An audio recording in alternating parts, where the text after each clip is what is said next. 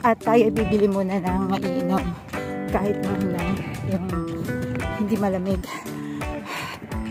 Sa kahapon at sa unang yuko lang po tayo sa malapitan, pero naka 12 kilometers na po tayo, so pwede na po tayong tumigil pag sa bayan ng Candelaria at sana naka 21 kilometers po tayo.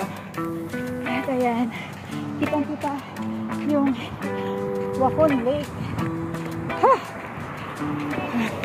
At ang bundok ng Wahon. Nakakabin na ba yung natin? Nakabundok ng Wahon. Tingnan nyo. And okay lang to kahit mabagal ang pacing. Basta tuloy-tuloy lang po tayo sa pagtakbo.